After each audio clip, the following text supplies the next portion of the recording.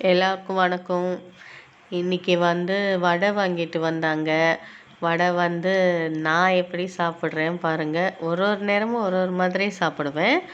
இன்னைக்கு sambar, chutney, red colour chutney, white colour chutney எல்லாம் mix பண்ணி ஊற வச்சு சாப்பிட்டேன். செம்ம டேஸ்ட்டாக இருந்தது. எப்பயும் அப்படி தான் சாப்பிடுவேன். ஒரு ஒரு நாள் தயிர் போட்டு சாப்பிடுவேன். இட்லியும் நான் எல்லா சட்னியும் போட்டு மிக்ஸ் பண்ணி சாப்பிடுவேன். அப்படி தான் சாப்பிடுவேன். ஒரு விரலில் நகம் உடைய ஆரம்பிச்சிச்சுன்னா எனக்கு 5 விரல்லையும் லைனாக உடஞ்சிரும். அப்புறம் ஒன்று பெருசாக ஒன்று சின்னதாக இருக்கும். லைனாக ஒன்று ஒன்று சொல்லி வச்சு உடஞ்ச மாதிரி உடஞ்சிரும். சரி, இன்றைக்கி அதெல்லாம் ஷேப் பண்ணி நெயில் பாலிஷ் வைக்கலாம், மருதாணி போட்டுட்டு நெயில் பாலிஷ் வைக்கலான்னு யோசிச்சிட்ருக்கேன்.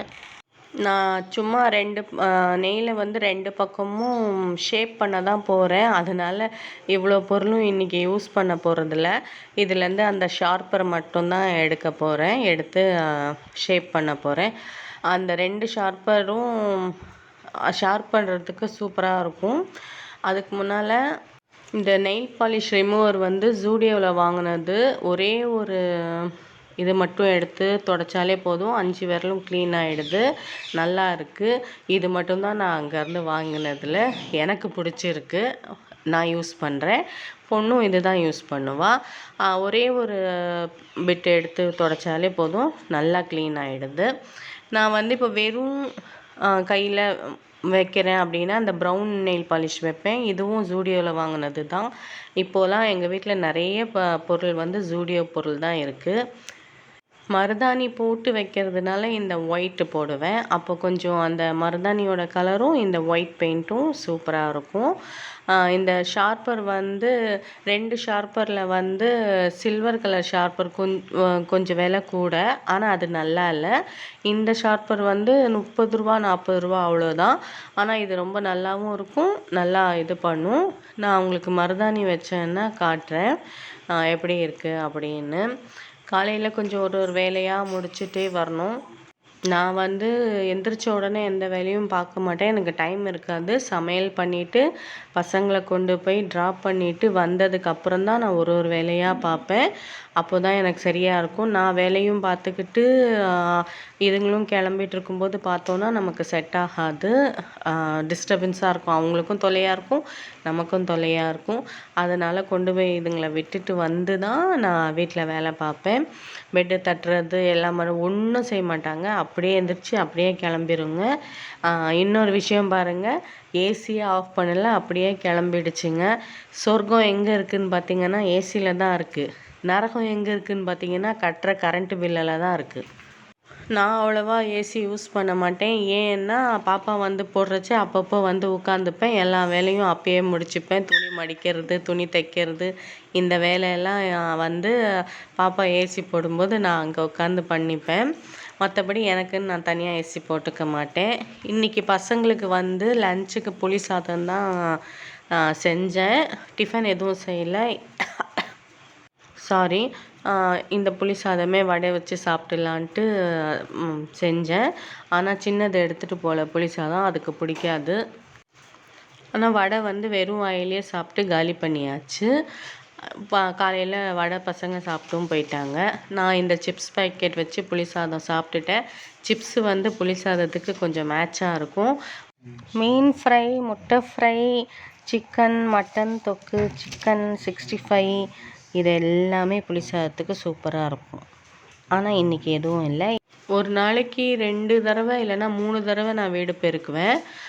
இப்போ குட்டீஸ் இருக்கிறதுனால அடிக்கடி பெருக்க வேண்டியதாக இருக்குது. இவங்களுக்கு சாப்பாடு ஒரு தடவை போட்டுட்டு அவங்க கீழெல்லாம் கொட்டுவாங்க. அவங்க சாப்பிட்டு முடித்ததுக்கப்புறம் தான் பெருக்கணும். அதனால் வெயிட் பண்ணி அவங்க சாப்பிட்டு முடித்து அவங்க கிண்ணத்தெல்லாம் எடுத்துகிட்டு போய் வச்சதுக்கப்புறம் தான் வீடு பெருக்கணும். இல்லைன்னா அந்த சாப்பாடு ஃபுல்லாக கீழே கொட்டி வச்சுருப்பாங்க. அதுலேயே நம்ம போகவும் வரவும் கொஞ்சம் அப்படியே டர்ட்டி ஆகிற மாதிரி இருக்கும். அதனால் நான் இவங்க சாப்பிட்டு முடித்ததுக்கப்புறம் தான் பெருக்குவேன். என்னைய பெருக்கவே விட மாட்டான். இந்த தொடப்பத்தை சின்னதாக்குனதே இந்த குட்டீஸ் தான். மேடம் செவ்வாய்க்கிழமை தான் வருவாங்க. அவங்க இஷ்டம். செவ்வாய்க்கிழமை, புதன்கிழமை, சனிக்கிழமை இந்த மாதிரி வருவாங்க. நமக்கு வேணும்னா நம்ம வாங்கி வச்சுக்கணும். நான் பசங்களை ட்ராப் பண்ணிவிட்டு வரும்போதே சிக்கனும் பீர்க்கங்காவும் வாங்கிட்டு வந்துட்டேன். இன்றைக்கி சிக்கன் போட்டு பீர்க்கங்காய் குழம்பு செய்யலான்னு சொல்லி. அதுக்கப்புறம் தான் இந்த மீன்காரம்மா அக்கா வந்தாங்க. ஏதோ இவ சும்மா தரா மாதிரி வாங்கிக்கோ வாங்கிக்கோ அப்படின்னு சொல்லுவா. சரி நானும் வாங்கிப்பேன். செவ்வாய்க்கிழமை வந்தால் வாங்கி வச்சு புதன்கிழமை சமைப்பேன். புதன்கிழமை வரதா இருந்தால் அன்றைக்கே சமைச்சிருவேன். சிக்கன் வாங்கிட்டு வந்ததுக்கப்புறம் தான் மீன்காரம்மா வந்தாங்க. அதனால நான் என்ன பண்ணிட்டேன், கவலை மீன் கொஞ்சமாக வச்சுருந்தாங்க. அவங்களுக்குன்னு சொன்னாங்க, நீ எனக்கு கொடுங்க, நீங்கள் நாளைக்கு சாப்பிடுங்கன்னு சொல்லிவிட்டு நான் அந்த கவலை மீன் கொஞ்சமாக இருந்ததை வாங்கிக்கிட்டேன். சரி குழம்பு வைக்கலான்னு பார்த்தேன், அது ரொம்ப கம்மியாக இருந்தது. சரி ஃப்ரை பண்ணி இந்த பீர்க்கங்காய் குழம்பு வச்சு சாப்பிட்டுடலாம் அப்படின்னு சொல்லிட்டு மீன் ஃப்ரை பண்ணி இந்த சிக்கன் குழம்பு செஞ்சுட்டேன். இது செம்ம டேஸ்ட்டாக இருக்கும். காயும் சாப்பிட்ட மாதிரி இருக்கும், சிக்கனும் சாப்பிட்ட மாதிரி இருக்கும். ட்ரை பண்ணி பாருங்கள். எப்பயும் போல் வெங்காயம், தக்காளி, இஞ்சி பூண்டு பேஸ்ட்டு இதெல்லாம் போட்டு வதக்கி மிளகாத்தூள், மஞ்சத்தூள், உப்பு இதெல்லாம் போடணும். நான் கரம் மசாலாலாம் போடல, வெறும் மசாலா மிளகாத்தூள் மட்டும்தான் போட்டிருக்கேன். பீர்க்கங்காய், சிக்கன் போட்டு தேங்காய் அரைச்சி ஊற்றி குழம்பு நல்லா கொதிச்சதுக்கப்புறம் இறக்கி சாப்பிட்டு பாருங்கள். டேஸ்ட்டாக இருக்கும். ட்ரை பண்ணி பாருங்கள். நல்லாயிருக்கும். ஒரு தடவையும் நம்ம ஒரு காய் போட்டு குழம்பு வைக்கலாம். சூப்பராக இருக்கும். காய் வாங்கும்போது கருவேப்பிலை கொடுப்பாங்க இல்லையா, கருவேப்பிலை கொத்தமல்லி ஃப்ரீயாக. நம்ம எவ்வளோக்கு காய் வாங்கினாலும் அந்த ஃப்ரீயாக வாங்கலைன்னா நமக்கு நிம்மதியே இருக்காது. எனக்கு அதில் 2 வெரைட்டி கருவேப்பிலை வந்துச்சு. ஒன்று பார்க்க வேப்பிலை மாதிரியே இருந்துச்சு, ஆனால் வாசனை கருவேப்பிலை மாதிரியே தான் இருக்குது. ஒன்று நார்மல் கருவேப்பிலை மாதிரியே இருந்துச்சு. இந்த சைடெல்லாம் பார்த்திங்கன்னா வேப்பிலை இருக்கும் இல்லையா, சைடில் வளைஞ்சி வளைஞ்சி அதே மாதிரி இருந்துச்சு. ஆனால் கசக்கி பார்த்தோன்னா கருவேப்பிலை வாசனை தான் இருந்துச்சு. ஆனால் நான் போடலை, எப்போயும் நார்மல் கருவேப்பிலையே போட்டுட்டேன் சமைக்கிறதுக்கு. ஆனால் பார்க்க டிஃப்ரெண்ட்டாக இருந்தாலும் வாசனை ஒரே வாசனையாக தான் இருந்துச்சு. நீங்கள் இந்த மாதிரி எந்த காய் போட்டு சிக்கன் நான்வெஜ் செய்வீங்க அப்படின்றது எனக்கு கமெண்ட் பண்ணுங்கள். நான் செஞ்ச குழம்பு உங்களுக்கு பிடிச்சிருந்துச்சுன்னா கமெண்ட் பண்ணுங்கள், லைக் பண்ணுங்கள், ஷேர் பண்ணுங்கள், சப்ஸ்கிரைப் பண்ணுங்கள். லைக் பண்ணுங்கள், கண்டிப்பாக சப்போர்ட் பண்ணுங்கள். சேனலுக்கும் என்னோடய வீடியோஸ்க்கும் சப்போர்ட் பண்ணுங்கள். அப்புறம் மீன் இந்த மீன் எப்படி செஞ்சாலும் டேஸ்ட்டாக இருக்கும். செய்ய தெரிஞ்சவங்க பண்ணாலும் டேஸ்ட்டாக இருக்கும், தெரியாதவங்க பண்ணாலும் டேஸ்ட்டாக இருக்கும். ஆனால் குவான்டிட்டி தான் கம்மியாயிடுச்சு. நான் எப்பயும் ஃப்ரை பண்ணும்போதே சாப்பிட்டுடுவேன். சாப்பாடில் வச்சு சாப்பிட்ற இன்ட்ரெஸ்ட்டை விட ஃப்ரை பண்ணும்போதே சூடு சூடாக வாயில் சூடு சூடாக போட்டு சாப்பிட்றது தான் எனக்கு பிடிக்கும். நான் அப்படி தான் சாப்பிடுவேன். சாப்பாடில் நான் இல்லைனாலும் கவலைப்பட மாட்டேன். சிக்கனோ ஃப்ரெஷ்ஷோ ஃப்ரை பண்ணும்போதே நிறைய எடுத்து அப்பயே சாப்பிட்ருவேன். செம்ம டேஸ்ட்டாக இருந்துச்சு. அவ்வளோதான், இந்த குவான்டிட்டி தான் அவங்க கொடுத்தாங்க. அது அவங்க குழம்பு வைக்க எடுத்துகிட்டு போகிறேன்னாங்க. நீங்கள் மீன் விற்கிறவங்க தானே, எப்பயுமே மீன் குழம்பு தான் உங்கள் வீட்டில், இன்றைக்கி எனக்கு கொடுத்துருங்கன்னு நான் வாங்கிக்கிட்டேன். தேங்காய் எண்ணெயில் தான் ஃப்ரை பண்ணலான்னு இருந்தேன், ஆனால் மறந்துட்டேன். தேங்காய் எண்ணெயில் பண்ணால் இன்னும் நல்ல வாசனையாகவும் நல்ல டேஸ்ட்டாகவும் இருக்கும்.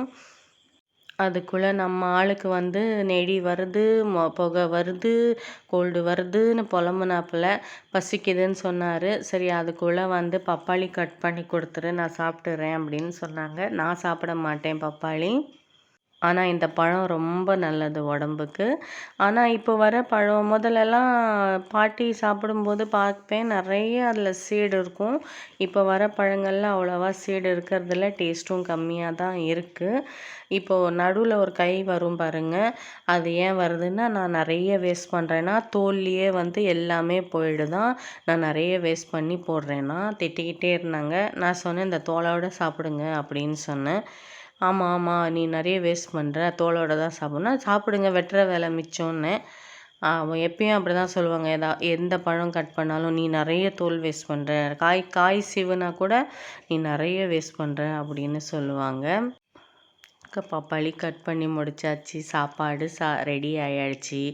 எனக்கு ரொம்ப பசி வந்துடுச்சு. எனக்கு வெஜ்ஜுன்னா பசியே வராது, சாப்பிடவே மாட்டேன்.